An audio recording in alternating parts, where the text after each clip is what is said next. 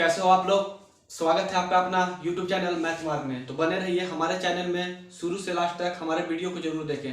तो बस आपके लिए ही लाए हैं हम NCERT लुसेंट का निचोड़ संग्रह, जिसमें हर तरह का क्वेश्चन इतिहास का बनाए हैं, खुद से लिखे हैं, दोनों बुकों से निचोड़ कर एक तैयार किए हैं हम अपना खुद का सिलेबस। उसमें आप लोगों को हम इतिहास पढ़ाएंगे।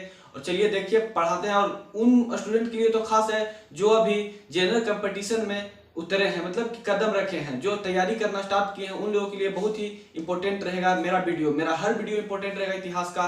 तो बने रहिए मेरे साथ। मेरे YouTube चैनल मैथ मार्ग पे लाइक फॉलो सब्सक्राइब जरूर कीजिएगा, शेयर कीजिएगा अगर मेरा वीडियो आपको अच्छा लगे। तो बने रहिए मेरे साथ। आज हम इतिहास, भारतीय इतिहास पढ़ाने वाले हैं। चैप्टर बाय चैप्टर हम इसका कवर करवाएंगे। मेरा नाम हुआ रितेश कुमार चौरसिया, आपके लिए लाए हैं वीडियो। चलिए तो स्टार्ट करते हैं भारतीय इतिहास से।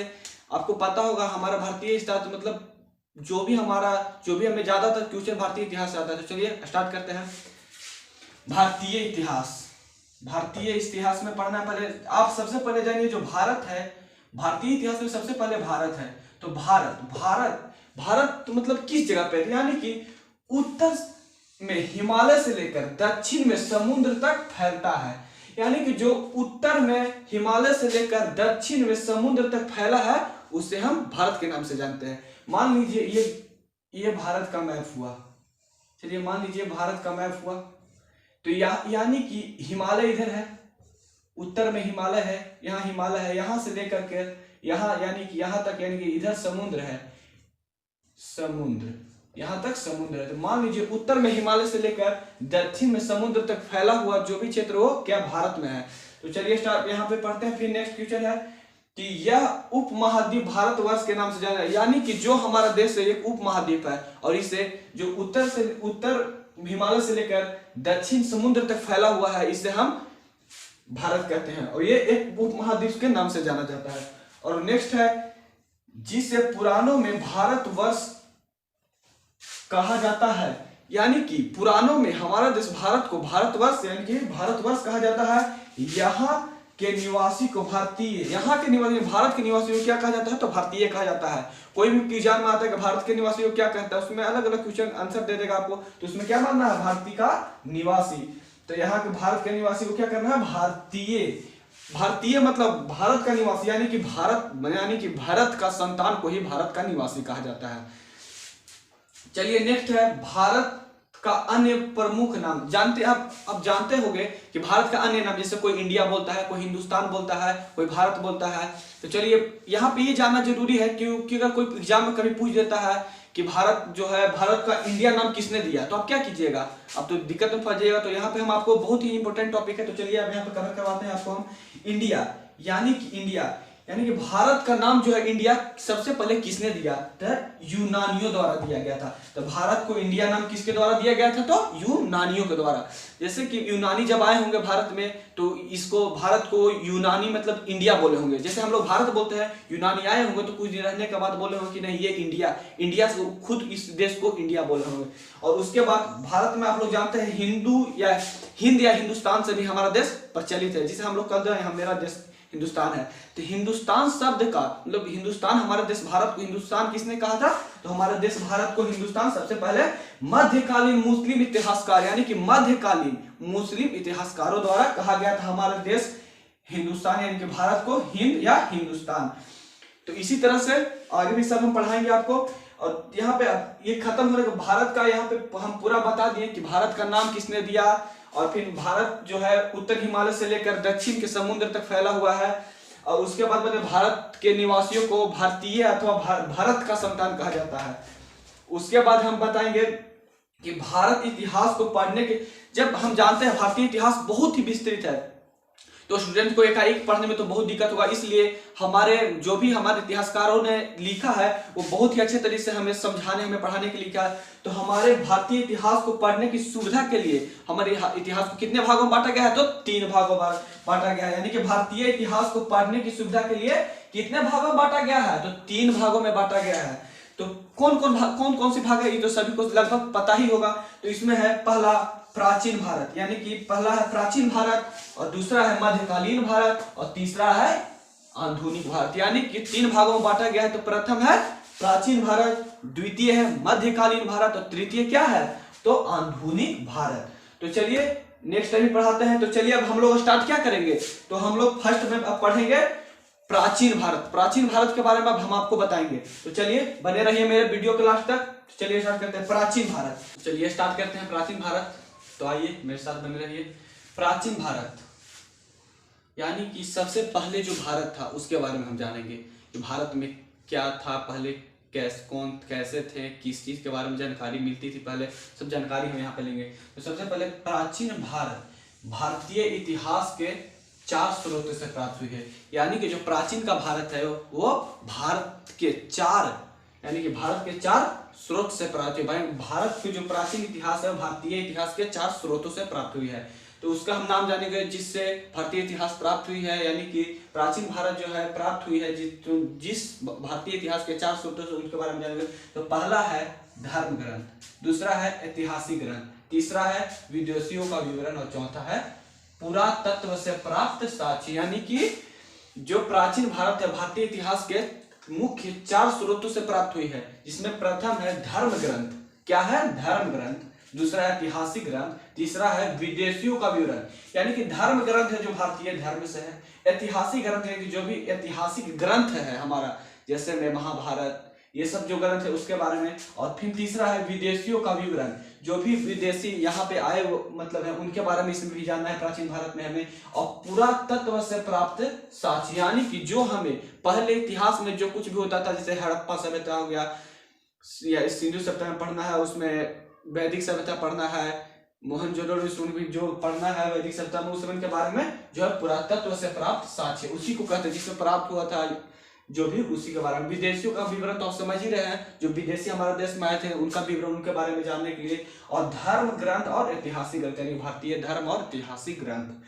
तो पहले जो है धर्म ग्रंथ यानी कि प्राचीन भारत के लिए धर्म ग्रंथ और ऐतिहासिक ग्रंथ का एक में, यानी कि ये दोनों का अलग, यानी कि धर्म ग्रंथ और ऐतिहासिक ग्रंथ को एक में पढ़ाएंगे और वैदेशिक का विवरण और पुरातत्व से प्राप्त साक्ष्य अलग पढ़ाएंगे। तो चलिए सबसे पहले स्टार्ट करते हैं धर्म ग्रंथ और ऐतिहासिक ग्रंथ।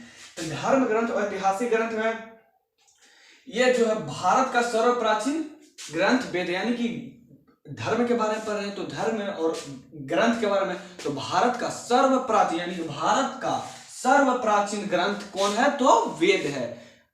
भारत का कोई पूछ दिया अगर आपको क्वेश्चन आ जाए भारत का सर्व प्राचीन ग्रंथ कौन होता है, आप क्या मानिएगा, तो यहाँ पे क्या मानिएगा, भारत का सर्व प्राचीन ग्रंथ क्या है तो वेद है। क्या है तो वेद, यानी कि भारत का सर्व प्राचीन ग्रंथ वेद है।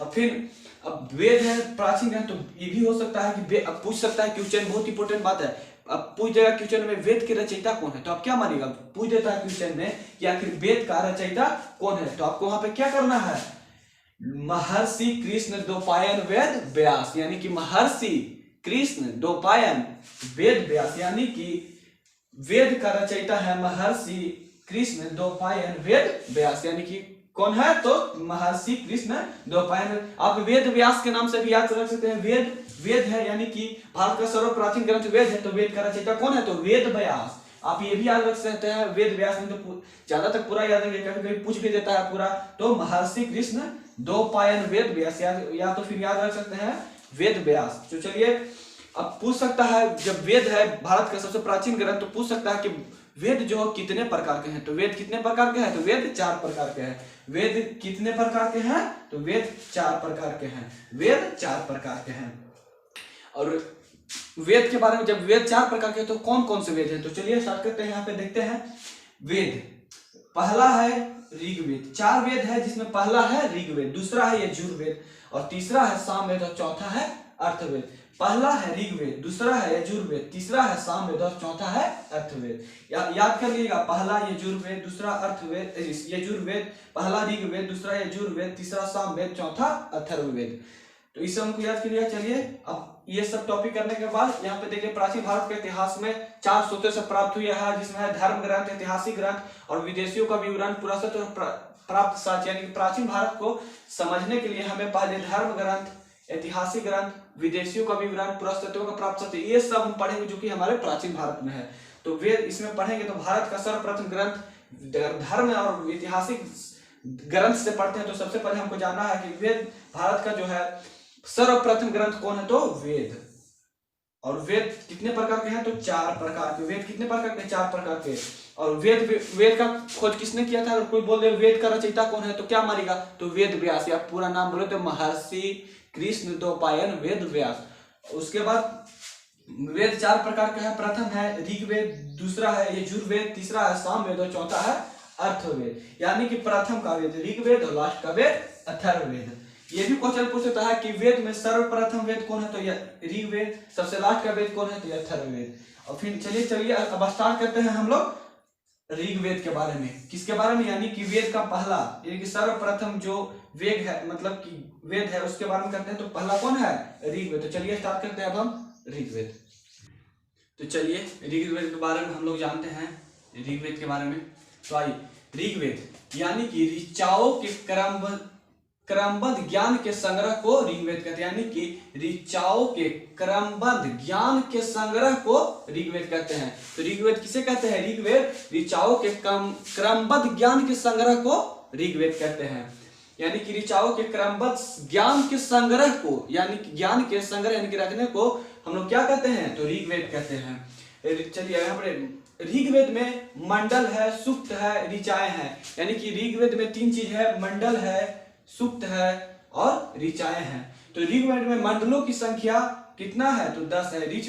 ऋग्वेद में मंडलों की संख्या 10 है, सूक्त की संख्या 1028 है, ऋचाओं की संख्या 10,462 है। यानी कि ऋग्वेद में मंडलों की संख्या 10 है, सूक्त की संख्या 1028 है और ऋचाओं की संख्या कितना है, तो 10,462। और यहाँ पे आता है कि ऋग्वेद के पढ़ने वालों, मतलब जो ऋग्वेद पढ़ते हैं, ऋग्वेद जो पढ़ते हैं उनको क्या कहते हैं, तो ऋग्वेद को पढ़ने वालों को होत्री कहा जाता है। यानी कि ऋग्वेद जो पढ़ते हैं उसको क्या कहा जाता है, उनको होत्री कहा जाता है। यानी कि ऋग्वेद को पढ़ने वालों को होत्री कहा जाता है। ऋग्वेद में मंडल 10 है, सूक्त 1028, ऋचाएं 10,462 है। चलिए कुछ महत्वपूर्ण मंडल के बारे में हम जानेंगे। जैसे कि ऋग्वेद में 10 मंडल है, तो उसके कुछ महत्वपूर्ण जो मंडल है उसके बारे में हम लोग जानेंगे, जिससे हमारा एग्जाम में क्वेश्चन बनता है। कभी कभी आता है मंडल से क्वेश्चन, तो उसके बारे में हम लोग जानेंगे जो महत्वपूर्ण है, 2-4 जो भी है। तो चलिए देखते हैं। तो कुछ महत्वपूर्ण मंडल में आएगा तीसरा मंडल, यानी कि 10 मंडलों में तीसरा मंडल भी कुछ महत्वपूर्ण है। तो आइए बताते हैं तीसरा मंडल क्या है। यानी कि तीसरा मंडल में प्रसिद्ध गायत्री मंत्र, तो आप लोग सभी को जानते हैं, ओम भूर्भुवः स्वः तत्सवितुर्वरेण्यम जो है वो तीसरे मंडल, यानी कि ऋग्वेद के तीसरे मंडल में गायत्री मंत्र, यानी कि ओम भूर्भुवः स्वः तत्सवितुर्वरेण्यम ऋग्वेद के तीसरे मंडल में है, जिसे प्रसिद्ध गायत्री मंत्र हम लोग कहते हैं। नेक्स्ट है 8वां मंडल, यानी कि 8वां मंडल में हस्तलिखित ऋचाओं को, यानी कि हस्तलिखित ऋचाएं हैं, जो हाथों से लिखा गया ऋचाएं हैं, उनको खील कहा जाता है। यानी कि 8वें मंडल में हमको ये पता चलता है कि हस्तलिखित ऋचाओं को खील कहा जाता है। हस्तलिखित ऋचाओं को क्या कहा जाता है, तो खील। क्वेश्चन में आ सकता है कि जो है हस्तलिखित ऋचाओं को खील कहा जाता है, तो ये किस मंडल में कहा गया है, यानी कि ऋग्वेद के किस मंडल में कहा गया है कि हस्तलिखित ऋचाओं को खील कहा जाता है, तो 8वां मंडल। और एक और 2 इंपोर्टेंट क्वेश्चन, जिसमें 9वां मंडल, यानी कि ऋग्वेद का 9वां मंडल में देवताओं सोम का, यानी कि देवता सोम का उल्लेख, यानी कि ऋग्वेद के 9वें मंडल में किस देवता का आ जाता है क्वेश्चन में कि ऋग्वेद का 9वां मंडल में किस देवता का, मतलब कि किस देवता का उल्लेख है, तो आप क्या मानिएगा, तो सोम देवता। यानी कि ऋग्वेद के 9वें मंडल में किनका उल्लेख है, तो सोम का, यानी कि भगवान सोम का। और फिर एक और इंपोर्टेंट क्या है इसमें, 10वां मंडल। कौन सा है, 10वां मंडल। तो 10वां मंडल में यह एक पुरुष सूक्त है, यानी कि 10वां मंडल में यह एक पुरुष सूक्त है। इसके बारे में जानकारी मिलता है। यह पुरुष ब्रह्मा का, मतलब कि जब हम लोग जानते हैं कि जो हम लोग बहुत पुराने पुराणों में देखते हैं, चाहे विष्णु पुराण हो गया, जो भी है विष्णु पुराण में हम लोग देखते हैं, चाहे फिर ब्रह्मा पुराण है, तो ब्रह्मा पुराण में है तो पुरुष ब्रह्मा के शरीर से, आप लोग जानते भी होंगे, कुछ लोग जानते भी होंगे कि ब्रह्मा के शरीर में अलग अलग जगह, मतलब अलग अलग, जैसे कि ब्राह्मण, क्षत्रिय, वैश्य, शूद्र, मतलब कि ब्रह्मा के अलग अलग जगहों से वैश्य का उत्पन्न हुआ है, क्षत्रिय है, वैश्य है, शूद्र है और ब्राह्मण है। तो 10वें मंडल में उसी के बारे में है। तो उसमें है पुरुष के ब्रह्मा के शरीर से उत्पन्न हुआ है, जहां पे जो भगवान ब्रह्मा है उनके मुख, भुजा, जंघाओं और चरणों से इनका उत्पन्न हुआ है। जैसे कि मनो उत्पन्न क्या रहते हैं, जैसे कि भगवान ब्रह्मा के मुख में कौन रहते हैं, तो ब्राह्मण, यानी कि ब्राह्मण जिसे पंडित भी हम लोग बोलते हैं। तो यानी कि क्वेश्चन आ जाएगा कि ब्रह्मा के मुख में कौन रहते हैं, तो क्या मारिएगा, क्वेश्चन आ जाएगा, ऑप्शन आ जाएगा ब्राह्मण, क्षत्रिय, वैश्य, शूद्र, यानी कि तो इसमें क्या मारिएगा, ब्राह्मण, यानी कि मुख में कौन रहते हैं, तो ब्राह्मण। अब भुजा में आ जाए तो क्षत्रिय, भुजा, भुजा में तो ऐसे बलवान, यानी कि बलवान यानी कि क्षत्रिय जो लड़ने वाले हैं, यानी कि भुजा में कौन होगा, तो क्षत्रिय। और है अगला जंघाओं, जैसे कि जांघ में तो उसमें क्या होता है, वैश्य, जंघाओं में कौन होते हैं, तो वैश्य। और चरण यानी कि पैर में, यानी कि ब्रह्मा जी के पैर में क्षुद्र, क्षुद्र रहते हैं, यानी कि ब्रह्मा जी के पैर में क्षुद्र रहते हैं, यानी कि मुख में ब्राह्मण, भुजा में क्षत्रिय, जंघाओं में वैश्य और चरणों में क्षुद्र रहते हैं। और वामा अवतार आप लोग सब जानते होंगे, यानी कि वामा अवतार के 3 पगों का प्राचीनतम स्रोत आप लोग देखे होंगे। जो विष्णु भगवान है वो बौना अवतार में आते हैं। अगर आप लोग विष्णु पुराण देखे होंगे तो देखे होंगे कि जो विष्णु भगवान है, मतलब सॉरी जो हाँ विष्णु भगवान है, जो मतलब कि 3 पैर में पूरे पृथ्वी आकाश में कि तीनों को मापने वाले रहते हैं। पूरा तो नहीं माप पाते हैं क्योंकि रोक लगा दिया जाता है। उसमें वामा अवतार का 3 पगों का प्राचीनतम जो स्रोत है वो ऋग्वेद में पढ़ने को, यानी कि ऋग्वेद में उसके बारे में दर्शाया गया है, बताया गया है। यानी कि वामा अवतार के 3 पगों का प्राचीनतम स्रोत कहाँ है, क्वेश्चन आ सकता है। वामा अवतार के 3 पगों का स्रोत कहाँ है, तो ऋग्वेद में। और ऋग्वेद से कुछ महत्वपूर्ण देखिए, ऋग्वेद में ऋचाओं की रचना, यानी कि ऋग्वेद जो है उसमें ऋचाओं की रचना हुआ है। तो इंद्र के लिए, मतलब कोई कोई भगवान के, किसी किसी भगवान के लिए उसमें ऋचाओं की रचना की गई है, जिसमें इंद्र है, अग्नि है। 2 महत्वपूर्ण है ऋचाओं में, मतलब कि ऋग्वेद में ऋचाओं की रचना की है। इंद्र के लिए ऋचाओं की संख्या 250 है, यानी कि इंद्र भगवान है उनके लिए ऋचाओं की संख्या ऋग्वेद में सबसे अधिक कितना है, तो 250 है। अग्नि के लिए ऋचाओं की मतलब रचना की गई है, ऋग्वेद में ऋचाओं की रचना कितना है, तो 200 है। अग्नि के लिए 200, इंद्र के लिए, यानी कि इंद्र भगवान सबसे बड़े तो 250, अग्नि उनसे छोटे हैं भगवान तो 200, यानी कि ऐसे याद करने के लिए हम बता रहे हैं। इंद्र भगवान मतलब आप लोग देखते हो विष्णु पुराण में इंद्र भगवान राजा रहते हैं, तो 250 याद रखिएगा। हर जो भी आपको लगता है, जैसे भी आप याद कीजिए इसको, जिस मतलब आप जिस टाइप से याद करना चाहते हैं कीजिए। कोई भी क्वेश्चन हो, आप जैसे आपको लगता है कि हम ऐसे याद करेंगे तो हमें याद रहेगा, आप वैसे ही याद कीजिए। उसी तरह इंद्र भगवान सबसे बड़ा है तो 250, अग्नि 200। पूछ सकता है क्वेश्चन में, ऋग्वेद में इंद्र के लिए कितने ऋचाओं की रचना की गई है, या पूछ सकता है ऋग्वेद में इंद्र भगवान के लिए ऋचाओं की संख्या कितनी रचना की गई है, तो इंद्र के लिए 250, अग्नि के लिए 200। उसी तरह से निचला फिर नेक्स्ट टॉपिक है, प्राचीन इतिहास के वैदिक साहित्य में ऋग्वेद के बाद सत्वन ब्राह्मण का स्थान है। यानी कि प्राचीन इतिहास है, प्राचीन इतिहास के वैदिक साहित्य में ऋग्वेद के बाद कौन सा, ऋग्वेद के बाद सत्वन ब्राह्मण का स्थान है। यानी कि सबसे बड़ा प्राचीन भारत में ऋग्वेद, यानी कि प्राचीन भारत का वैदिक साहित्य में सबसे बड़ा कौन है, तो ऋग्वेद, उसके बाद सत्वन ब्राह्मण का स्थान दिया गया है। तो आपको इसको याद रखना होगा। और चलिए फिर से बनाते हैं ऋग्वेद की मतलब कि ऋग्वेद जो है ऋचाओं के क्रमबद्ध ज्ञान के संग्रह को ऋग्वेद कहते हैं, यानी कि ऋचाओं के क्रमबद्ध ज्ञान को संग्रह को ऋग्वेद कहते हैं। ऋग्वेद के मतलब कि ऋग्वेद के ऋचाओं को पढ़ने वाले को क्या कहते हैं, ऋग्वेद की ऋचाओं को पढ़ने वालों को होत्री कहते हैं। अभी बताए थे ऋग्वेद को पढ़ने वालों को होत्री कहते हैं, ऋग्वेद की ऋचाओं को पढ़ने वालों को होत्री। और बताए थे अभी हम ऋग्वेद जो है उसमें 10 मंडल, 228 सूक्त और ऋचाओं की संख्या 10,462।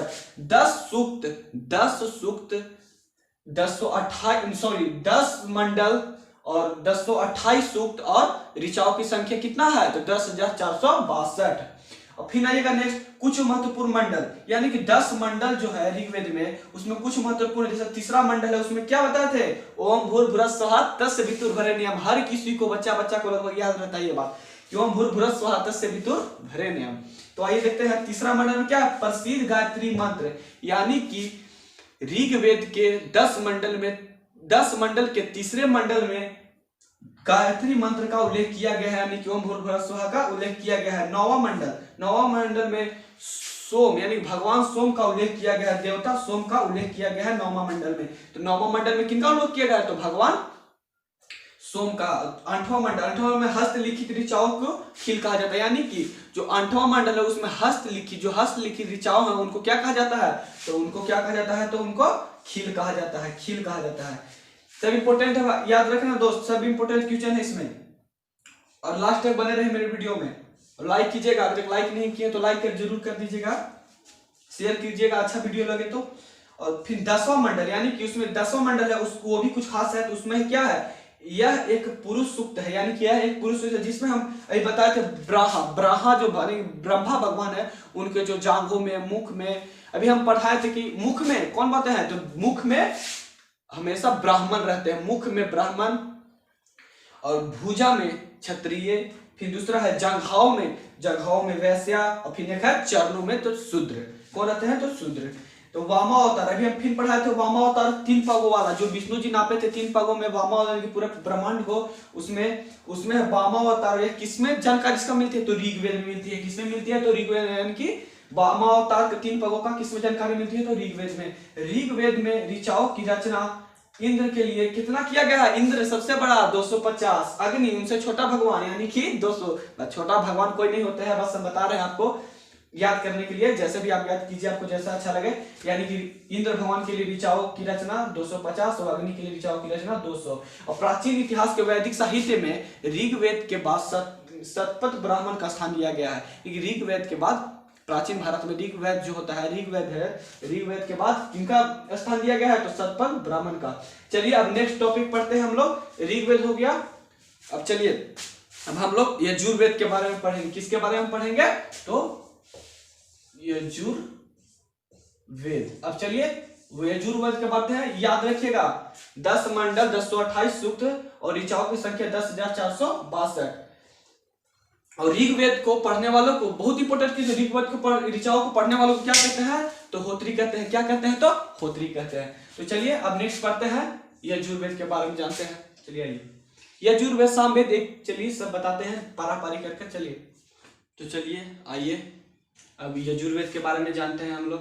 यजुर्वेद, इसमें मंत्रों तथा बलि के लिए नियमों का संकलन यजुर्वेद कहलाते हैं। यानी कि यजुर्वेद में मंत्र तथा बलि के लिए संकल्प यजुर्वेद कहलाता है। यानी कि जो बलि तथा इसमें मंत्र तथा बलि के लिए संकल्प सिखाया जाता है, दिया जाता है, उसके लिए हम क्या, उसको हम यजुर्वेद कहते हैं। और फिर है यजुर्वेद के पाठकर्ता को, यजुर्वेद के पाठकर्ता, जैसे हम पढ़े थे कि ऋग्वेद के पाठकर्ता को क्या कहते हैं? तो होत्री कहते हैं। उसी तरह से यजुर्वेद के पाठकर्ता को क्या कहते हैं? तो अधर्यु कहते हैं। क्या कहते हैं? तो अधर्यु कहते हैं। क्या कहते हैं? यजुर्वेद के पाठकर्ता को क्या कहते हैं? तो अधर्यु कहते हैं। यजुर्वेद अधर्यु, याद रखिए यजुर्वेद है तो अधर्यु कहते हैं, यानी कि जो यजुर्वेद के पाठकर्ता है उसे अधर्यु कहते हैं। नेक्स्ट है यजुर्वेद में यज्ञों का विधि का संकलन, यानी कि जो यजुर्वेद है उसमें यज्ञ का संकलन का क्या मिलता है? यज्ञ का संकलन मिलता है, यानी कि विधि का संकलन। यजुर्वेद में यज्ञों का संकलन का विधि का संकलन का मिलता है, यानी कि यजुर्वेद में यज्ञों के विधि का संकलन मिलता है। तो फिर देखिएगा इसमें एक नोट है, इस कुछ ज्यादा क्वेश्चन तो नहीं बनते, इससे ज्यादा कुछ नहीं बनते। यजुर्वेद में पाठकर्ता को अधर्यु कहते हैं। और इसमें मंत्रों बलि के बारे में बताया, जैसे मैं भगवान बलि उली देते उसमें बताया गया कि मंत्रों और बलि के बारे में। यजुर्वेद में यज्ञों की विधि को संकलन मिलता है, ठीक है। अब इसमें एक खास नोट यह है कि यह एक ऐसा वेद है जो गद्यपद, इस यानी कि यजुर्वेद का सबसे इंपॉर्टेंट क्वेश्चन बोला जाए तो यह है कि यह एक ऐसा वेद है जिसमें गद्य पद दोनों में रहते हैं, यानी कि यजुर्वेद है जो गद्य पद दोनों में रहते हैं। लेकिन सब नहीं, जो 3 और वेद है वो गद्य पद किसी एक में ही रहते हैं। ये जो है यजुर्वेद जो है वो गद्य पद दोनों ही में रहते हैं, यानी कि यजुर्वेद एक ऐसा वेद है जो कि गद्य पद दोनों में ही रहता है। तो फिर से एक बार आ जाइए, इसमें मंत्रों तथा बलि के लिए नियमों का संकल्प यजुर्वेद कहलाता है। यजुर्वेद के पाठ्यकर्ता को क्या कहते हैं? तो अधर्यु। क्या कहते हैं? तो अधर्यु कहते हैं, अधर्यु कहते हैं। तो नोट यहाँ पे भी बताया थे, नोट सबसे मेन VBI सभी एग्जाम के लिए वेरी वेरी इंपॉर्टेंट क्वेश्चन है ये। देखिएगा यहाँ पे नोट ध्यान दीजिएगा, यह एक ऐसा वेद है यजुर्वेद, यानी कि बोल सकते हैं जो दूसरा वेद है यजुर्वेद है वो एक ऐसा वेद है जो गद पद दोनों में रहते हैं। क्या गद पद दोनों में? आपको जैसे याद हो याद कीजिए, और अगर लाइक को कभी नहीं किया तो कर दीजिएगा, मेरा चैनल को लाइक, फॉलो जो नहीं किया फॉलो कर दीजिएगा और बेल आइकन दबा दीजिएगा, क्योंकि मेरा जो भी वीडियो है आपके पास पहले जाए।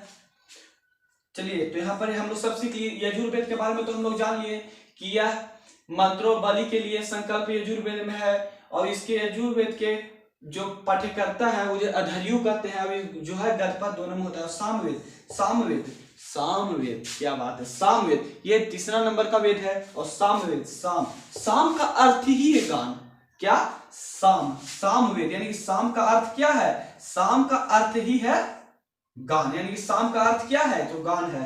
तो जो साम का वेद मतलब साम वेद है, उसका साम का ही अर्थ ही है गान, यानी कि इस वेद में गान, यानी कि जिस अगर क्वेश्चन बन जाता है कि कौन सा वेद है जिसमें गीत गान संगीत के बारे में बताया गया है, तो क्या मारिएगा? तो सामवेद। क्या मारिएगा? सामवेद। यानी गीत गान संगीत के बारे में अगर पूछता है तो कौन सा वेद, तो सीधे मारिए सामवेद, क्योंकि साम का मतलब ही होता है, साम का मतलब होता है गान। यानी कि कोई भी क्वेश्चन, कोई भी बहुत सारा एग्जाम में पूछा गया है क्वेश्चन की जो है सामवेद जो है मतलब कि पूछ डायरेक्ट पूछा संगीत कौन सा वेद में, संगीत के लिए कौन सा वेद प्रसिद्ध है, तो क्या मानेगा? सामवेद।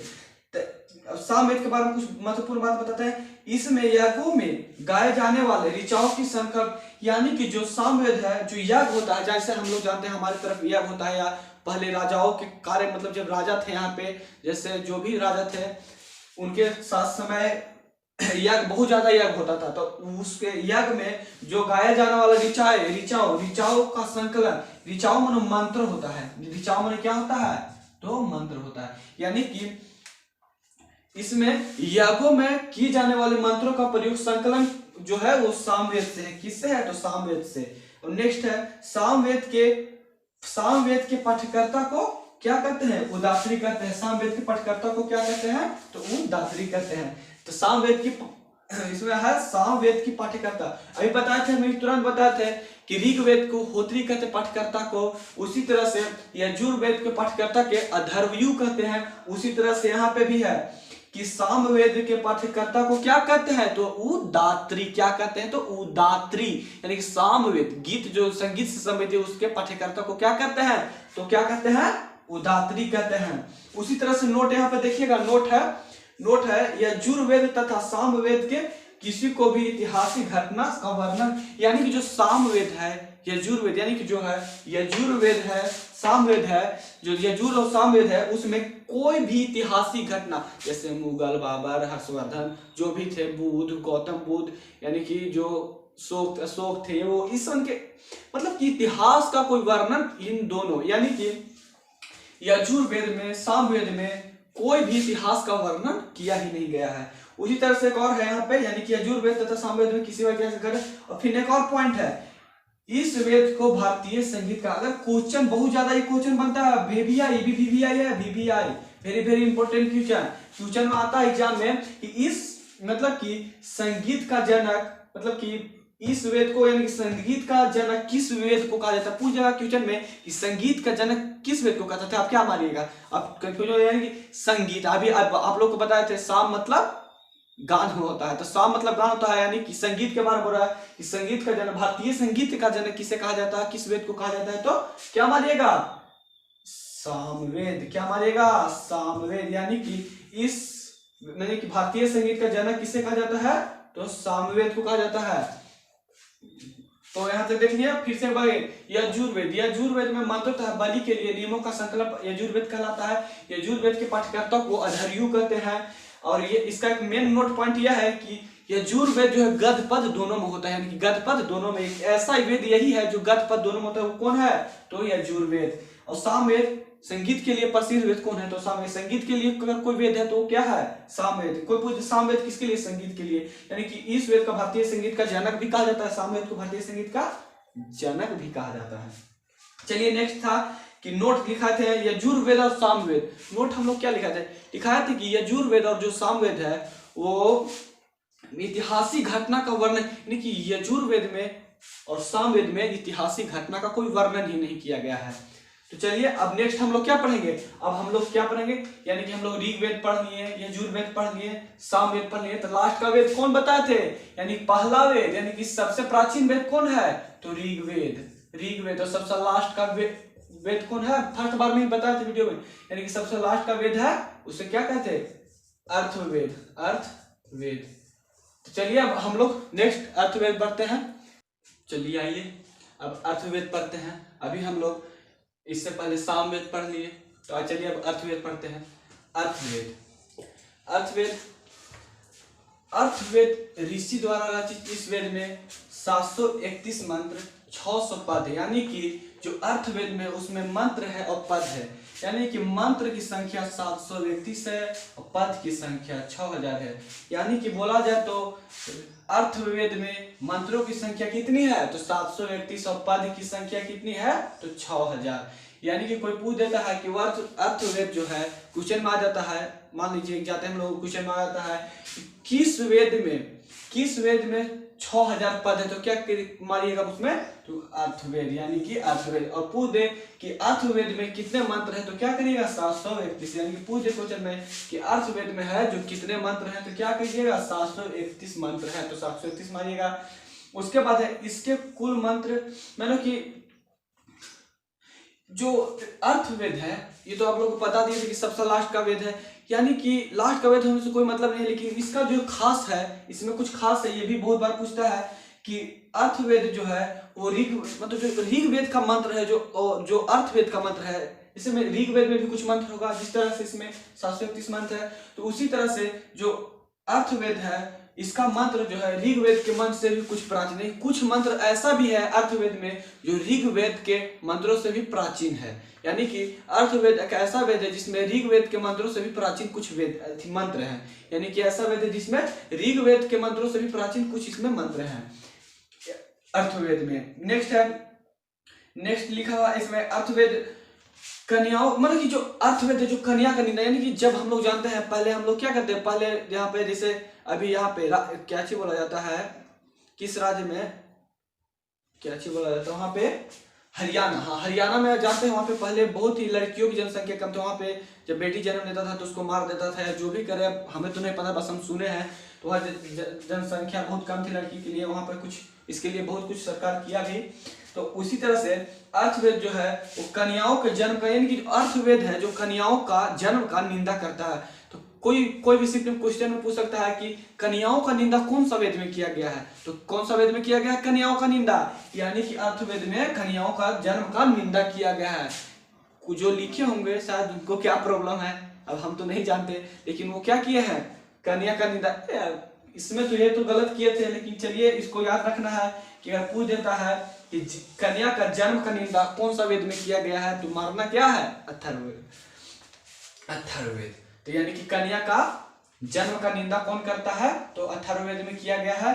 और इसमें जो है जो अथर्ववेद है इसमें अधिक मतलब अंधविश्वास, जादू टोना, इस तरह से मान लीजिए भूत प्रेत, ये सब के बारे में बताया गया है। यानी कि जो अर्थवेद है, जो अर्थवेद उसमें जादू टोना, यानी कि जो अर्थवेद के समय जो आदमी होंगे वो जादू टोना, यानी कि अर्थवेद जो है उसमें जादू टोना भूत प्रेत जो भी बोलिए, जादू टोना अंधविश्वास पर वर्णित, मतलब कि इसमें वर्णन मिलता है, यानी कि इस समय जो है अंधविश्वास भूत टोना इस समय मानते थे।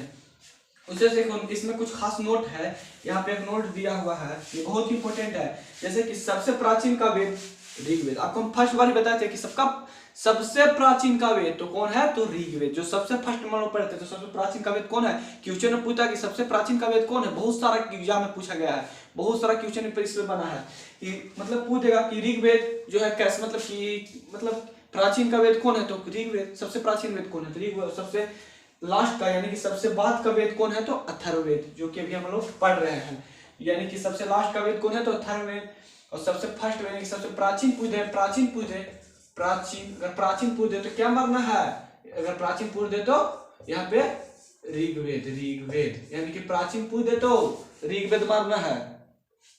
अब चलिए इसमें फिर से एक बार हम लोग रिवीजन कर ले रहे हैं, यानी कि अथर्ववेद अथर्ववेद ऋषि द्वारा रचित इस वेद में, यानी कि अथर्ववेद जो है 18वां ऋषि से, यानी कि अथर्ववेद जो किसके द्वारा रचित किया गया, तो 18वां ऋषि द्वारा। अथर्ववेद किसके द्वारा रचित किया गया, तो 18वां ऋषि द्वारा रचित इस वेद में कितना मंत्र है, अभी हम आप लोग को याद करवाते हैं कितना मंत्र है। अथर्ववेद वेद में 731 मंत्र 6000 पद हैं, यानी कि पद की संख्या कितना है, पद की संख्या 6000 और मंत्र की संख्या 731।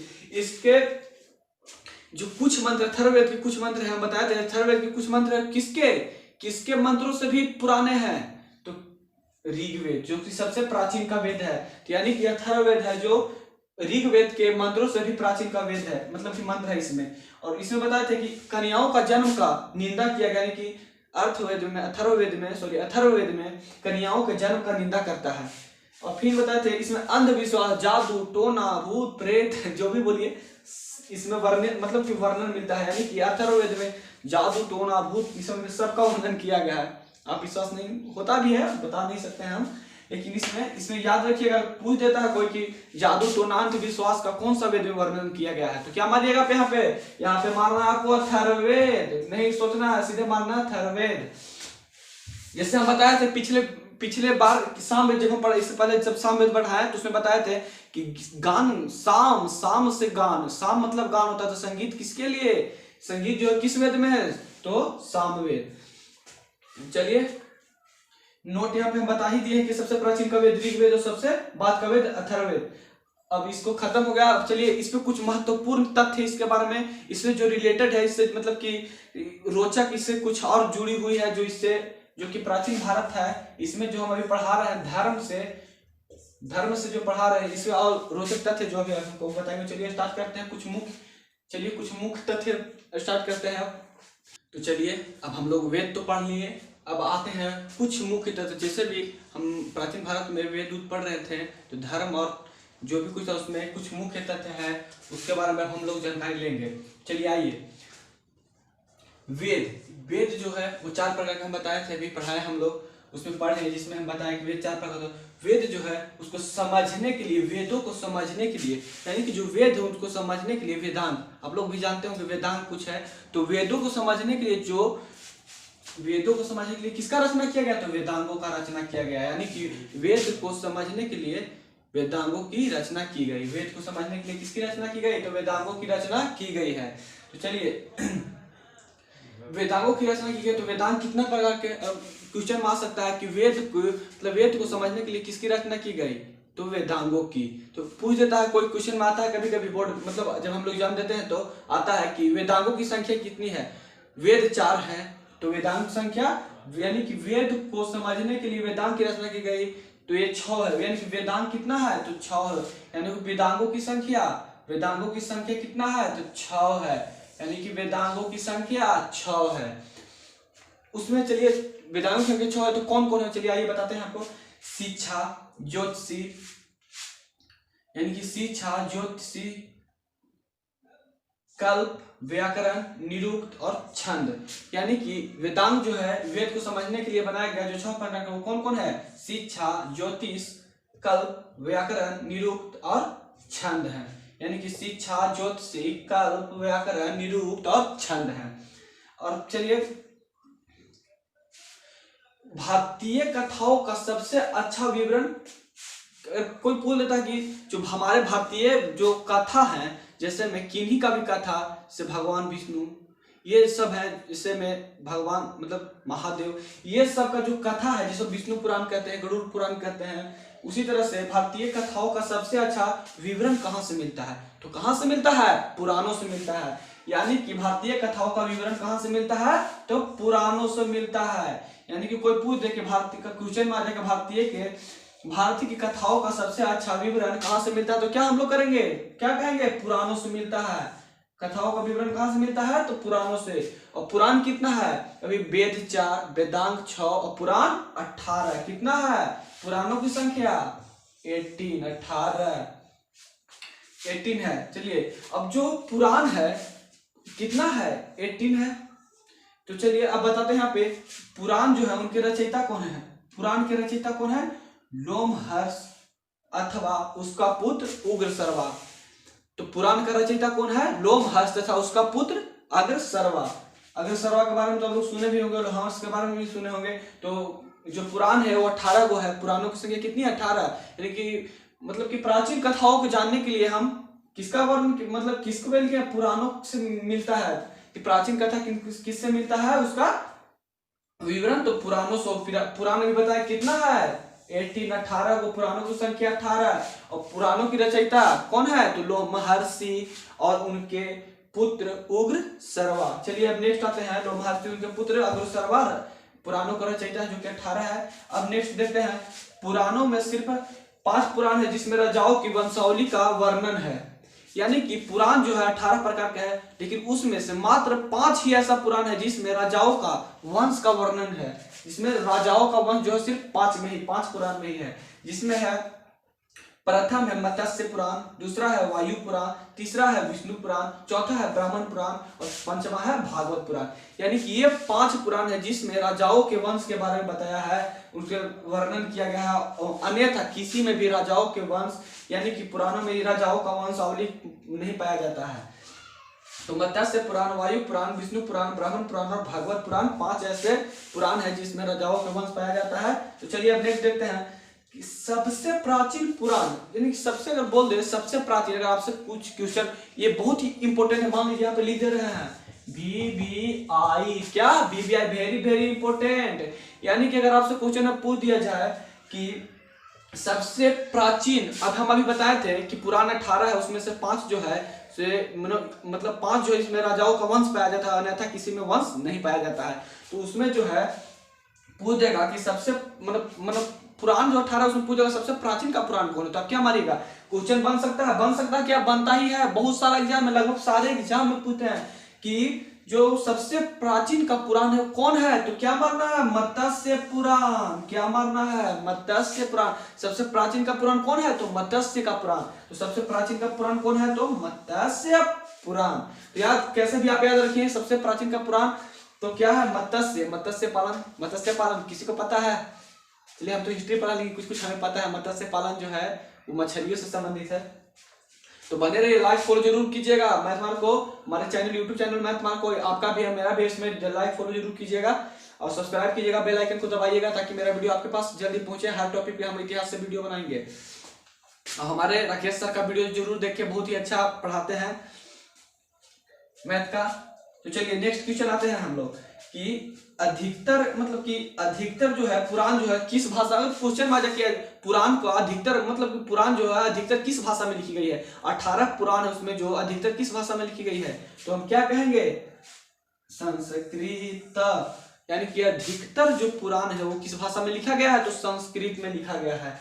नेक्स्ट है स्त्री तथा क्षुद्र को वेद पढ़ने की अनुमति नहीं। स्त्री और क्षुद्र को वेद पढ़ने की जो अनुमति जो नहीं दिया गया था प्राचीन भारत में। यानी कि जो स्त्री और क्षुद्र लोग प्राचीन भारत में नहीं था वेद पढ़ने की अनुमति। लेकिन जो वेद नहीं पढ़ते स्त्री जो थे और क्षुद्र जो पुराण मतलब कि वेद नहीं पढ़ सकते थे, लेकिन जो पुराण है वो सुन सकते थे। मंदिरों में बैठकर जो स्त्री है और क्षुद्र है वो पुराण सुन सकते थे, लेकिन वेद सुन सकते थे लेकिन पढ़ नहीं सकते थे। पुराण सुन सकते थे लेकिन पढ़ नहीं सकते थे। तो मंदिरों का जो पुजारी होता था जो पुराण पढ़ाते थे, अब क्या मंदिरों में जो पुजारी है जो पुराण पढ़ाते थे वहां बैठ के जो स्त्री हैं शूद्र हैं वो बैठ के मंदिरों में पुराण सुनते थे। और जो पुराण है पुराणों का पाठ जो है पुजारी कहाँ कराता था? मंदिरों में कराता था, वहां पे जो है स्त्री तथा क्षुद्र सुन सकते थे, लेकिन स्त्री और क्षुद्र वेद नहीं पढ़ाते थे, नहीं पढ़ पाते, सिर्फ सुनते थे। फिर से एक बार देखते हैं। वेद समझने के लिए वेदांत की रचना की गई है। वेद समझने के लिए वेदांत की रचना जो 6 प्रकार के हैं: शिक्षा, ज्योतिषी, कल्प, व्याकरण, निरुक्त, छंद। भारतीय कथाओं का सबसे अच्छा विवरण पुराणों से मिलता है, जो कि कितना है? पुराणों की संख्या 18 है। और उसके लेखक कौन है? लोमहर्ष अथवा उग्रसर्वा, लोमहर्ष तथा उसके पुत्र उग्रसर्वा। उसी तरह से उसमें जो है पूछ देगा कि कौन कौन सा जो है जिसमें राजाओं का वंश के कितने जो है उसमें राजाओं के वंश के बारे में बताया गया। तो कौन कौन है? तो मत्स्य, वायु, विष्णु, ब्राह्मण और भागवत। यानी कि मत्स्य पुराण, वायु पुराण, विष्णु पुराण, ब्रह्म पुराण और भागवत पुराण। चलिए अब देखते हैं नेक्स्ट सबसे प्राचीन का पुराण कौन है? तो मत्स्य का पुराण, मत्स्य पुराण की सबसे प्राचीन पुराण मत्स्य पुराण। तो चलिए ठीक है, हमारे वीडियो पे यूं ही बने रहिए और लाइक सपोर्ट कीजिए। नेक्स्ट अगला चैप्टर नेक्स्ट वीडियो बनाएंगे मैथ में। आप मेरा वीडियो को लाइक कीजिए, सब्सक्राइब कीजिए और बेल आइकन को दबा दीजिएगा और बने रहिए रितेश कुमार चौरसिया के साथ। नेक्स्ट वीडियो भी बहुत ही शानदार रहेगा। वीडियो लास्ट तक जरूर देखिए, शेयर करें। थैंक यू मेरा चैनल में आके मेरा वीडियो देखने के लिए। चलिए नेक्स्ट वीडियो के लिए तैयारी करते हैं और आपके लिए, बस आपके न्यू स्टूडेंट के लिए जो कि अभी पैर रखे हैं जनरल कंपटीशन, उनके लिए बहुत ही इंपॉर्टेंट है। जरूर इसको पूरा अच्छा से एक कॉपी ले, उसमें नोट बनाए, पढ़े और इसमें वीडियो देखे और नोट बनाए। तो थैंक यू मेरा वीडियो देखने के लिए।